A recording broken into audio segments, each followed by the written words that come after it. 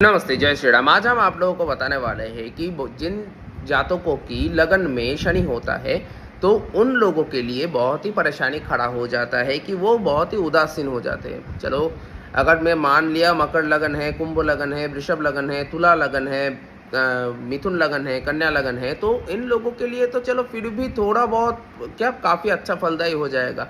मिथुन कन्या के लिए थोड़ा भी प्रॉब्लम खड़ा होगा, बट वृषभ बोलो, तुला बोलो, मकर बोलो, कुंभ बोलो, इन लोगों के लिए उतना प्रॉब्लम नहीं होता है। बाकी के लगन वालों के लिए काफ़ी खराब फलदायी बन जाते हैं। ये क्यों होता है? शनि उदासीनता देता है। जिन लोगों के लिए शनि कारक नहीं होते, उन लोगों के लिए मंगल कारक हो जाते हैं, मंगल देव कारक होते हैं, हनुमान जी कारक हो जाते हैं। इस वजह से क्या होता है कि मंगल अच्छा अगर होता है तो फोकस बढ़ जाता है।